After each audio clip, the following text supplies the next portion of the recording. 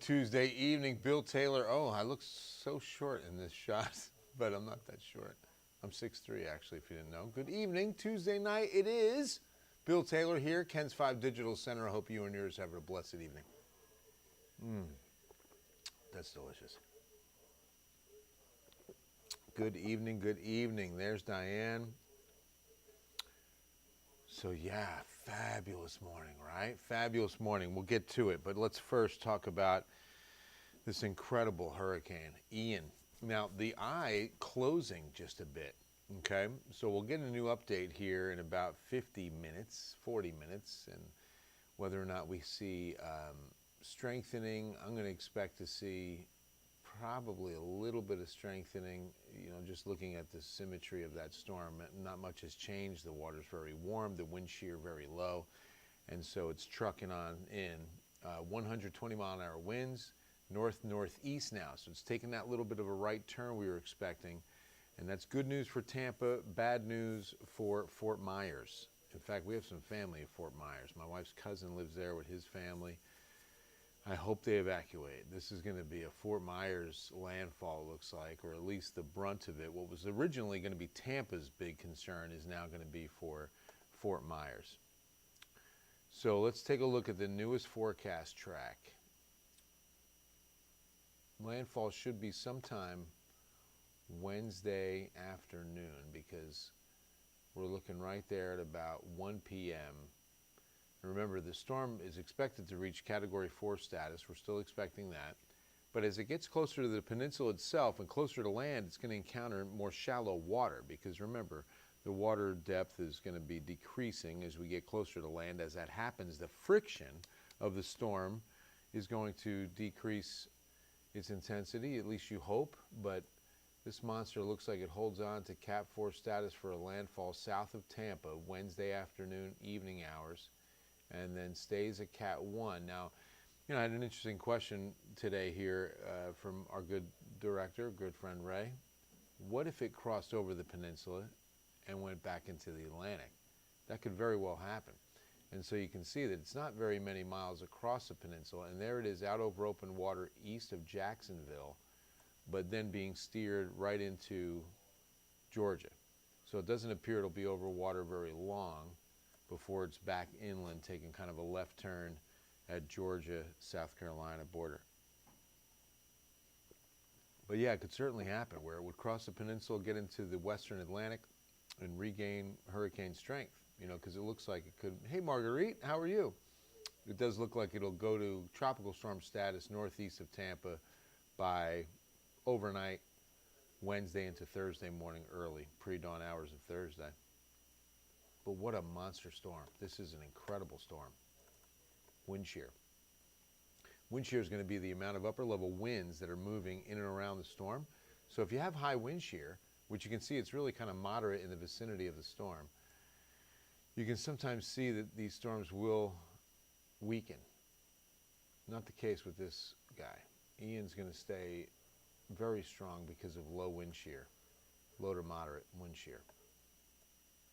There's some high shear, but that's in association with the storm itself. All right, our story. Oh, you got to see water vapor. This is pretty impressive. So for us, obviously it's going to be very, very dry air. Mid-levels are bone dry when you see that kind of orange tint. Hey, Mac, howdy. It's been a while. How you been? Good to see you. I'm not sure. There we go. We're getting a little bit of imagery lapse there, but take a look at Ian on water vapor. Very impressive. And you can see the amount of coverage area. These outer cloud bands are nearly in Atlanta and Raleigh, North Carolina. That's insane, right? Just incredible. All right, our numbers today. It was a warm afternoon after a nice cool start. We started the day at 61 degrees, made it all the way up though to 90. So typically when you get this air really dry, you'll get these huge swings in temperature. The air loves to cool and heat up with dry air in place, and that'll be the case again tomorrow. 102, the record from '05, stays in place another year. We should be stopping around 88. And I think we'll be close to about the same tomorrow. Morning hours lower to mid 60s, afternoon right around 90. No big change for us. Temperature, oh, let me show you the comfort index. This is one of my favorites. This is where you kind of get an idea as to what ideal is. It's going to be that center, mostly cool and dry. But we won't be there. I mean, we'll at least be on the left side. Those two quadrants of drier weather, always more comfortable than the right quadrants of humid weather. But yeah, these dew points are ridiculous. 37 here, but I was shocked today in the afternoon hours. We had them as low as 46 at Victoria and Port Lavaca, some spots right by the coast, and we had dew points below 50. That is so rare. And I don't expect them to go up much tomorrow. They keep falling. Look at that. Well, they don't keep falling. I updated this. This is the other computer that we use. So the on-air, I said dew points remain low because they're not really going to fall tomorrow necessarily. Not going to fall tomorrow. All right, San Antonio 77, feels like 77. Northeast breeze continues, humidity low at 24%. All right, let's get to the 7-day forecast. And, you know, the coffee tonight, I went with Starbucks, the what's it called? Pike's Place. But there was, anybody try the donut? I think it's the donut hole coffee, K-cup? Yeah. I don't know if you've ever tried that one, but I was tempted. It was right next to it, but I dig this Starbucks coffee. It's really tasty. So seasonal, you know, the next few days, a little breezy tomorrow, very nice morning. A little breezy perhaps on Thursday evening, you know, not too much wind, but the big story tomorrow, guys, is an ozone action day. We've got an ozone action day in effect for Wednesday, so do everything you can to spare the air. Don't put fumes out in daytime heating hours. So that means try to refuel early in the morning or later at night, like after 7. Because whenever you're pumping gas, you're releasing some of those toxic fumes. They heat up, create bad ozone, which is bad to breathe. The same goes for cutting the grass. If you can hold off until, or do it early, or hold off until after 6, that helps a lot as we kind of reduce emissions on Wednesday. It'll help with air quality tremendously. And those suffering with asthma, COPD, really try to limit your time outdoors tomorrow afternoon because we're expecting a lot more bad ozone than normal. All right, you know what time it is. It's 1, 2, 1, 2, 3, 4. Check in with Julie on what's coming up on Ken's 5 News at 10.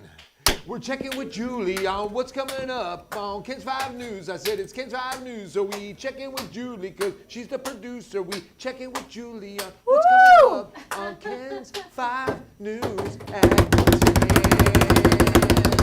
Throwing in a little bit of jazz hands on that. Spirit fingers. Just trying something different. Spirit fingers, that's what it is. Not jazz hands. Spirit fingers. There you My go. fingers were filled with the spirit. Felt good. How are As you? they should be on a Tuesday night. It's a Tuesday night. I'm doing well. Right? Yes, Tuesday night. Feels good for a Tuesday. Yeah. Right? Poor It's Tuesday. all right. Tuesday just never. Well, Taco Tuesday. Taco Tuesday is probably the only good thing about a Tuesday. Right? I would Better say. than Monday. Better than a Monday. You're right. You're right. You know, Two look good at it things that about way. a Tuesday. It's I'll do almost it. Wednesday. Yeah. So what's happening tonight? All right, tonight I have 2 stories for you. Well, of course, we have our team tonight. We got Mr. Ray coming to talk to me about something. Gonna be starting But something. tonight, yeah, so we have the Sea World. We're talking the new attraction. Oh, We're gonna take a this special is cool. look. Yeah, Yes. we got video of what it's going to look like. This is the coolest ride I've ever seen. I know. 2 great rides that go great together. It's kind of Yes. like a Reese's Cup in the amusement park. All right, How do you like sure. Yeah. You can use that if you want.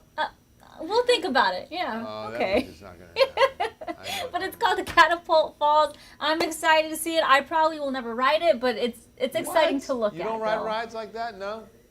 No. So it's like a log flume, like in the water, meets a roller coaster. Yes. It's looking so cool. It's I pretty love cool. the imagery. We'll show you the video. I'm excited about that. And then we also have another story tonight. Probably my favorite story. I don't know. So people who were watching, actually, hold on, let me pull this up. Okay, so sports fans over the weekend, it was at the Mets game, Yankees, Dodger game. Okay. In the crowd, there were these fans who were just smiling, nonstop smiling. I don't know if anybody caught that or Right. took notice to that, but there's a reason for it. And you'll find out tonight at 10. It wasn't the baseball game. It wasn't the baseball game, it was the Interesting. fans. Interesting. Mm-hmm. But it wasn't the game that had them smiling. It was something else. Yes. Ooh, I like that. Mm-hmm. All right. Julie's favorite story is coming up on Kids 5 News at 10. Thank you, Julie. Great to see you. And I hope you can join us. Enjoy this fabulous weather. Set the alarm a few minutes early and get outside. I'll tell you, it's a gorgeous, gorgeous morning after morning after morning. Several of them in a row. Afternoons will be pleasant with low humidity. I hope you can get out and enjoy this weather. It's going to last a while, so that's what's good. Make some plans. Make some plans and enjoy yourself. I don't know what song that is, but I love y'all. Thanks for joining me, and we'll see you at 10.